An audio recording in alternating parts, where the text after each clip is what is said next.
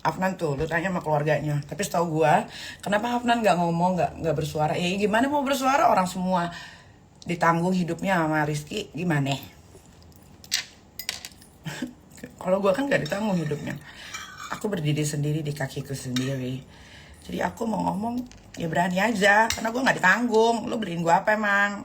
Kalau Afnan kan semua dari tasnya, kerjaannya juga, emang lu pikir Afnan kerjaan sendiri? Enggak, itu customer Rizky, si Rizky lah.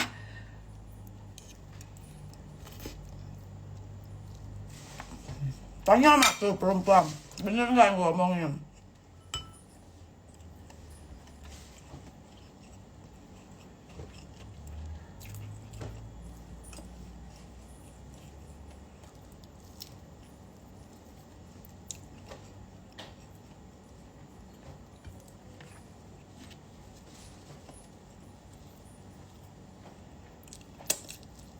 Itu cewek-ceweknya Rizky Irman sama dikasih tes channel aja udah bangga banget, udah happy,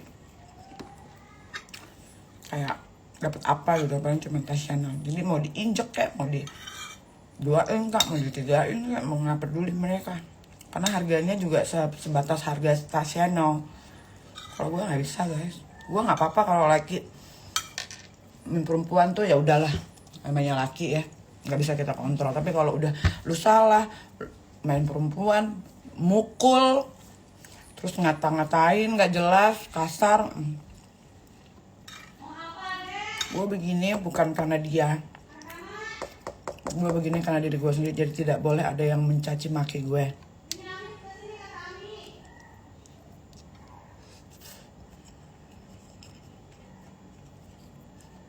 Kenapa?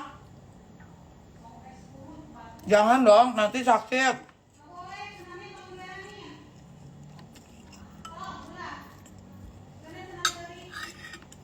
Jadi gue gak ngerti kalau masih ada yang bela-bela. Setahu gue,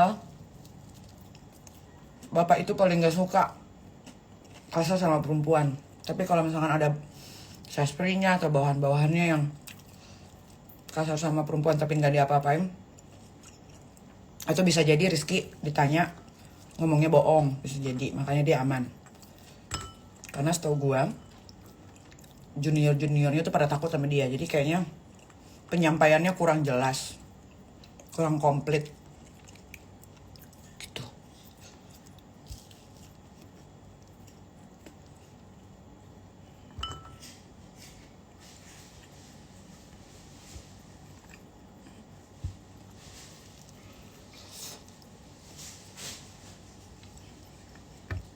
Dan setahu gue bapak tuh paling anti kasar sama perempuan.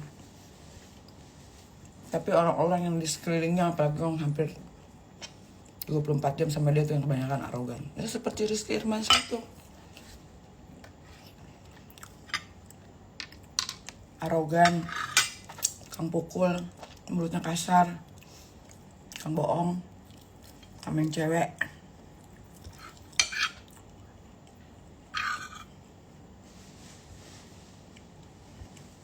Tapi juga kedengaran lah, mungkin dia masih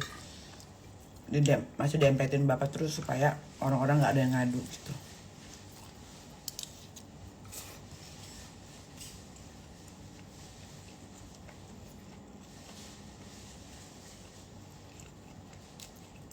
Tapi Rizky nggak pernah publish kamu. Kamunya aja suka ngetek-ngetek. Kapan gue ngetek dia? Kapan gue publish dia?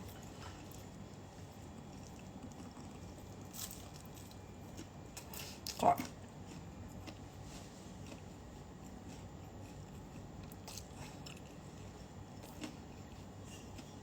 gue tuh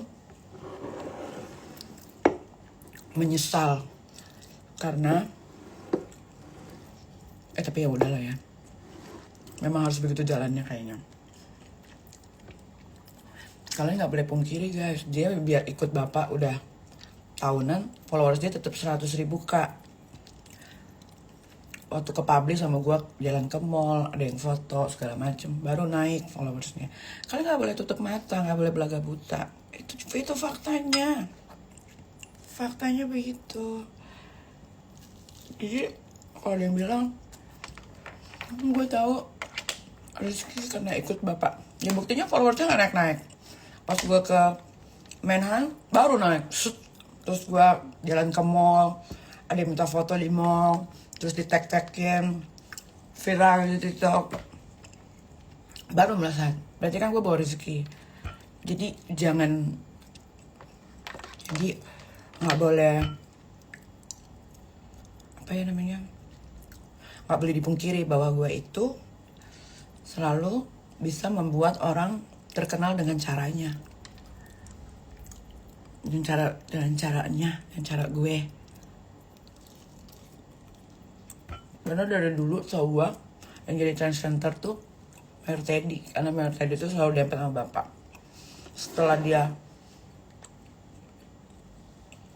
masuk ke IG gue, ke vlog gue, baru tuh gimana sih Rizky, gimana sih Rizky.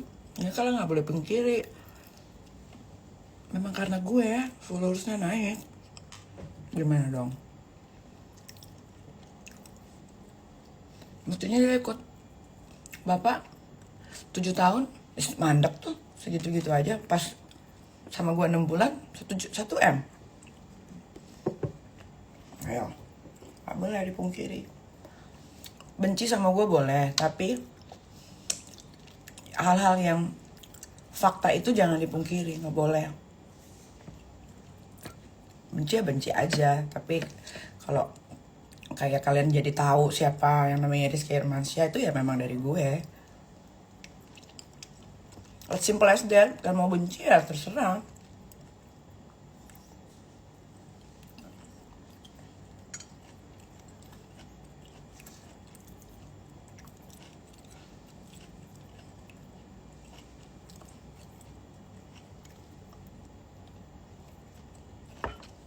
Dan dia tuh selalu ngajakin gue ke mall terus, supaya orang tahu dia sama gue. Karena kan kalau sama gue otomatis gue dipegang tangannya, orang lihat, oh itu ya gitu. Terus ada yang minta foto sama gue, terus akhirnya foto sama kakaknya juga dong, cowoknya yang itu. Akhirnya kesebar.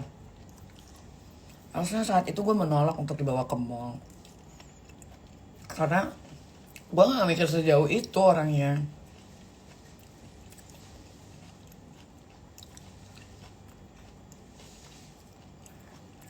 Tuh loh.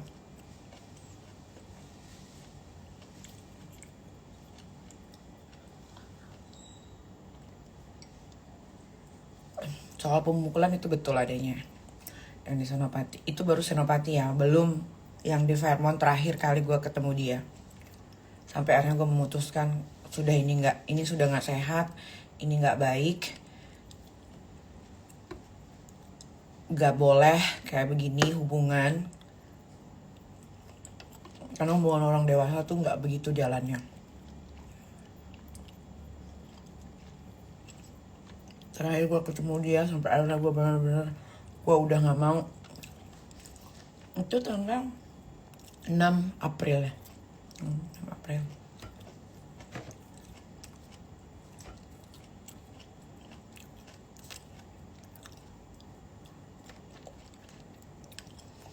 Dulu cowok dia puji-puji sih.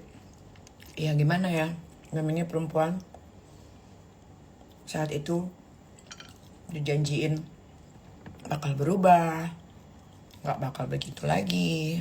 Kayaknya semua perempuan di dunia abis digebuk, abis dipukul, atau abis berantem, kalau lakinya pasangannya ngejanjiin, sayang maafin aku ya, aku nggak akan gitu lagi, kayaknya semua pada lulu deh. Bukan gue doang yang bodoh. Gue sih lebih baik dibilang bodoh, tolol, karena mencintai satu laki-laki dibanding gue kayak itu laki-laki sasimo sana sini mau. Gue lebih baik gue dikatain tolol, oh bego lo nih, ngapain lo cuma suka sama satu cowok, ngapain lo cuma punya pacar satu gitu misalnya. Gue lebih baik dikatain kayak gitu deh, daripada gue harus ngikutin pasangan gue yang nggak bisa sama satu perempuan. Itu gue nggak apa-apa gue dikatain tolol, dikatain bodoh, biarin. Memang gue begini, orangnya setia, mau apa?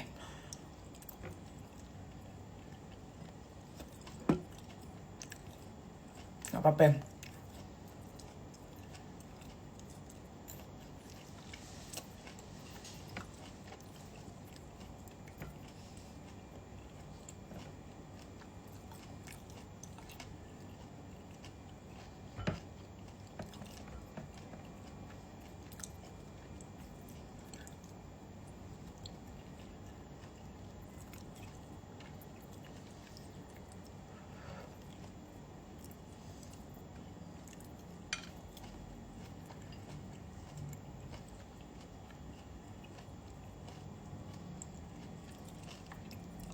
Tanggapan dong gue soal wasit semalam. Gue nggak ngerti bola. Yang gue tahu kalau golnya banyak pasti menang udah.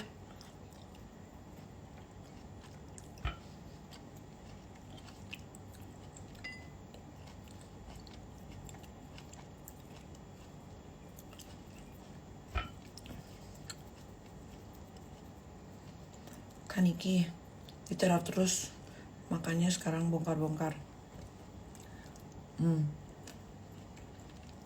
Coba aja tuh laki, diem aja. Gue baru tahu sifat aslinya ternyata lebih kayak perempuan. Coba dia diem, gue juga bakal diem. Gak bakal gue kasih tahu ke orang-orang. Kalau dia pukulin gue, dia kasar, dia abusive, coba diem aja. Kan enak nanti masih bisa ngelebarin jalarnya untuk tebar pesona. Gue orangnya gitu. Gue orangnya kalau dia diem, gue diem. Tapi karena dia ngomong begini begitu dan ngomongnya semua fitnah, bohong, ya gue daripada gue ngejelasin ke satu orang, ntar ada yang nanya lagi, minta jelasin lagi, mending gue jelasin di sini. Selesai.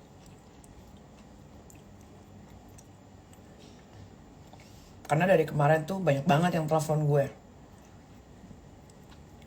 Suruh damai-damai. Gak mau gue. Dia lah suruh minta maaf. Tolong ambilin itu saya dong, vape saya. Perasaan Eri gak pernah bahas. Ya Eri gak bahas di IG. Dia bahas di orang. Gak ada dia.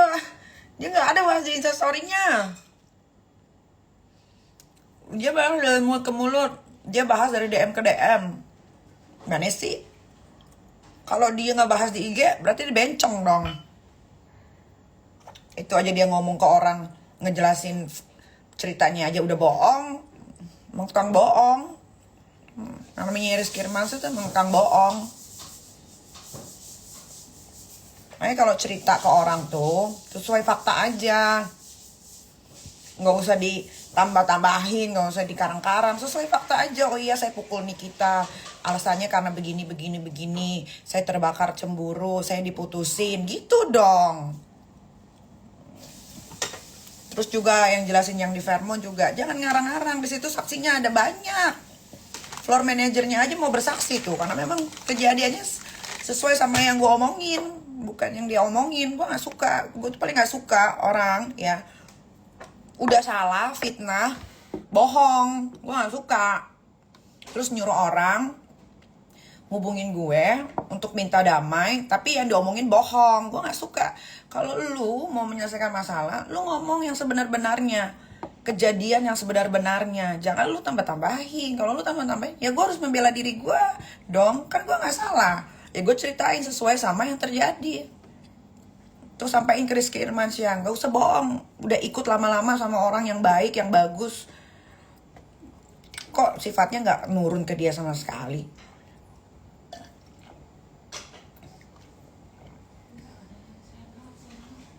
Selin,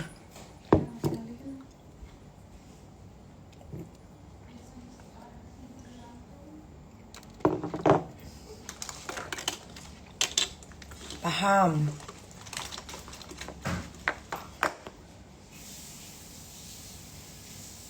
Please ya, please, dari awal gue gak percaya lo bakal berubah. Gak usah percaya gue, gila. Siapa juga yang suruh percaya gue? Emang gue mau berubah jadi apa? Jadi Spider-Man? Jadi apa? Gue harus berubah jadi apa? Ya gue begini aja, dari dulu juga gue begini. Terus kalian meminta gue untuk berubah jadi apa? Hah?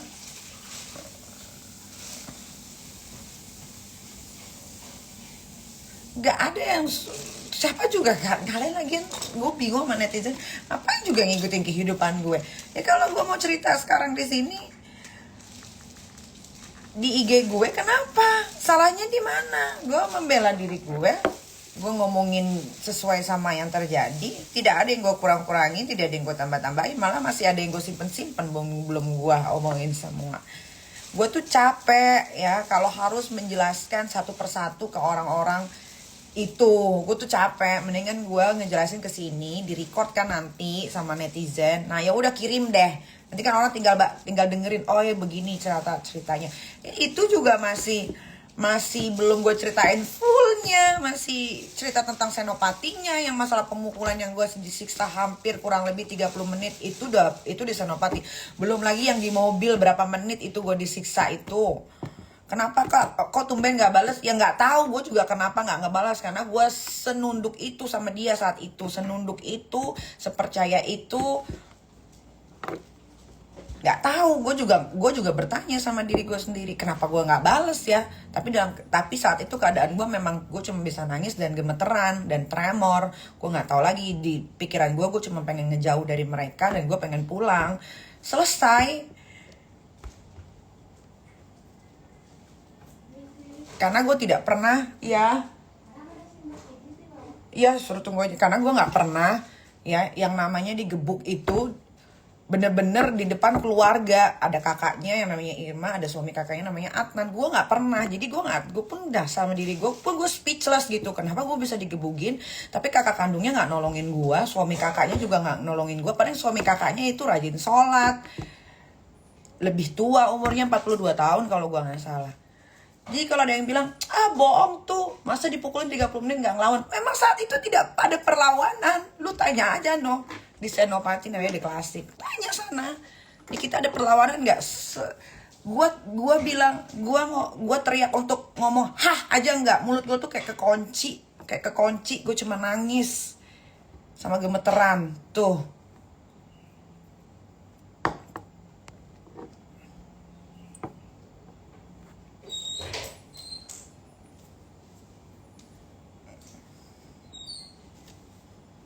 Harusnya happy, gue gak laporin tuh, harusnya happy.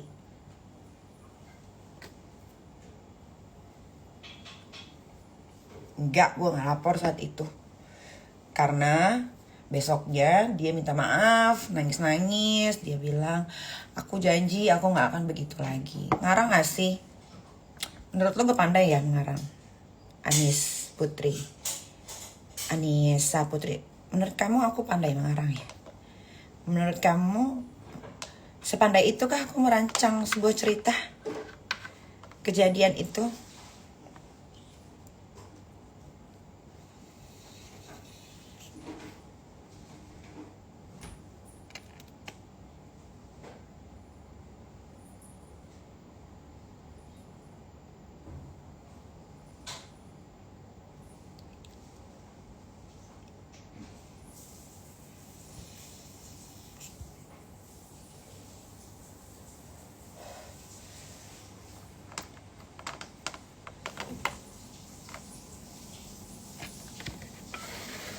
Ya, kalau kalian kalau kalian berpikir abusive, mukul, berkata kasar, terus posisinya si lakinya juga salah, itu adalah hal biasa. Buat gue sih enggak ya. Gue mendingan sendirian, gue mendingan berpisah, gue mendingan sakit hati dibanding gue harus dipukulin, dikatain. Mending dikatainnya di dalam kamar atau cuma berdua. Public area cuy, di public area.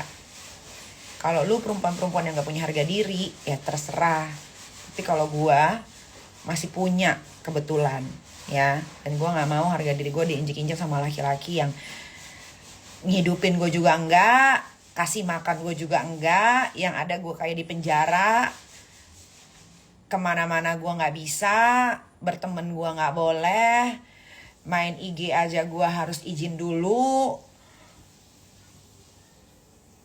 terus minta password CCTV, terus minta connect ke WhatsApp, minta password IG, TikTok, semuanya pokoknya yang berurusan tentang gue. Kalau menurut kalian itu wajar, ya itu kalian.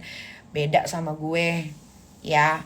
Gue masih cari duit sendiri, gue menafkahi diri gue sendiri. Gak ada 1 sen pun uang dari laki-laki untuk menghidupi gue, apalagi anak-anak gue. Karena menurut gue, kepentingnya mental health itu tuh harus terjaga. Masalahnya gue ini bukan orang yang nggak punya kehidupan. Gue ini orang yang masih bersosialisasi. Gue ini orang yang masih bekerja. Gue ini seorang ibu punya anak. Jadi kalau mental health gue dihancurkan, gue nggak mau. Ya, jadi kalau kalian masih ada yang ngebelain itu yang namanya Rizky Irmansyah, sok lu cobain sono pacaran sama dia. Kecuali harga diri lu cuma seharga tas Chanel ya. Itu beda.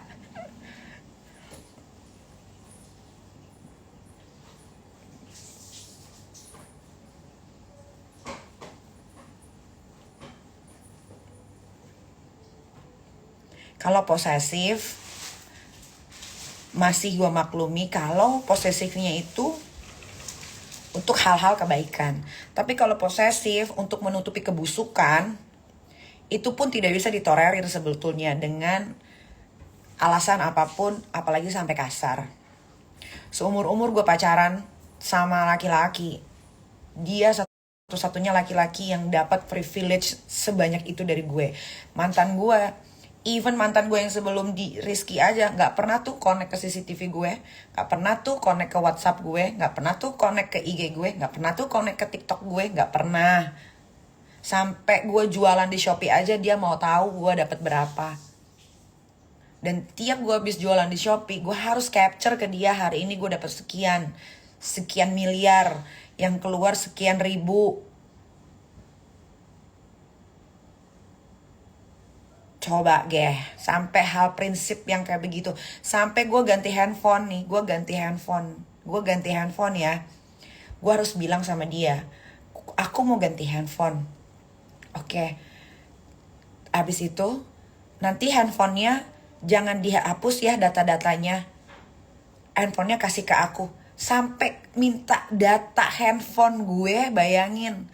Tanya, kalau dia nggak ngaku, ada nih WhatsAppnya. Sampai dia bilang, aku kan udah kasih tahu, jangan dihapus data di handphone lamanya, biarin aja kayak gitu, kasih ke aku mau cek semuanya. Sampai data handphone, lu bayangin, apa yang mau dia otak-atik coba? Masih juga gue tidak mempermasalahkan gue didoain. Serah deh, gue mau didoain, mau ditigain, mau ditujuin, mau diseratusin, bodo amat. Tapi ketika harga diri gue diinjak,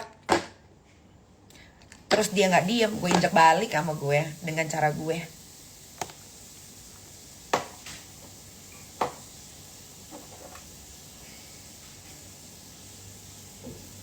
Coba. Sampai gue ngomong tuh waktu itu ke saudaranya namanya Uyung yang ikut dia. Gue WhatsApp, gue telepon, ada kali gue telepon 45 menitan tuh. Gue bilang, Uyung ini udah too much. Uyung dia minta data handphone gue yang lama, ini udah too much. Di situ kan ada banyak banget urusan di dalam handphone lama gue. Ya email lah, kerjaan gue lah, rekening gue lah, keuangan gue lah. Dia mau semuanya, udah dapet CCTV, WhatsApp connect, IG connect, TikTok connect, semua connect, masa masih mau minta data handphone gue? Sampai gue ngomong juga ke kakaknya, ini gimana sih kok sampai ke data handphone dia mau? Sampai gue tanya ke Dimas ini gimana ya, kok dia mau minta data handphone gue di handphone yang lama, yang di handphone yang lama gak boleh dihapus data-datanya kayak handphone. Biasa kan kita kalau beli handphone ya, iPhone to iPhone, Ya kan, kalau sudah masuk semua datanya ke handphone baru, kan handphone yang lama dibersihin dong kayak handphone baru. Itu nggak boleh. Sampai gue tanya ke Zack, Zack ini gimana? Dia sampai minta data handphone. Zack sampai bilang jangan dikasih nih, itu udah keterlaluan, sudah kebanyakan. Dan dia belum jadi suami lu aja dia udah begitu. Tuh Zack ngomong begitu. Tanya Zack tuh, tinggal namanya Zack Faraj tuh ada di following gue. Bener nggak gue ngomong begitu? Coba.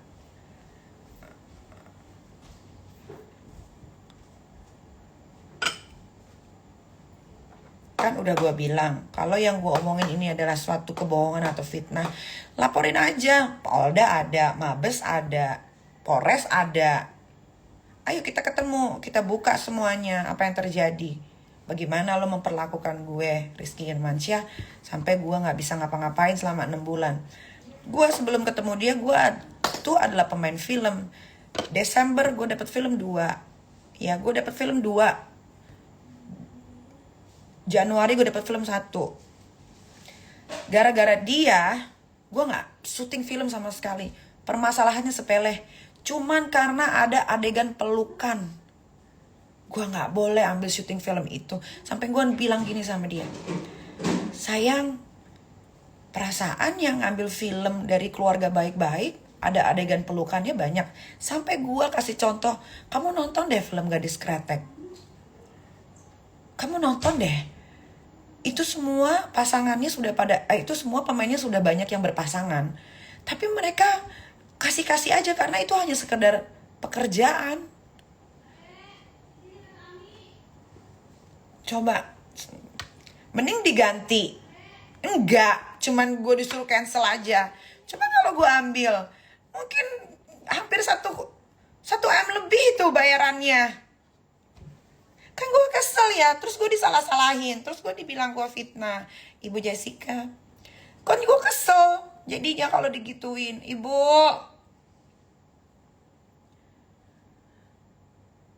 kenapa sekarang gue ngomong? Ya karena gue jadinya kesel sendiri. Udah mah gue yang jadi korban, udah mah gue yang dirugikan, tapi gue yang disalahin. Kan gue bingung gitu, gue salahnya di mana? Gue ya tadi udah bilang, gue lebih baik dibilang perempuan tolol, perempuan bodoh, perempuan bego, ya karena setia dibanding gue harus punya banyak pasangan. Ini gue main film gak boleh karena adegan pelukan. Lah dia bukan lagi adegan pelukan, dia adegan tiduran. Bukan lagi adegan. Gila kan? Tapi masih dibela. Tapi gue yang, iya karena cinta sendiri. Kalau gue cinta sendiri ya, gak mungkin tuh setiap gue putusin dia kucuk-kucuk nangis.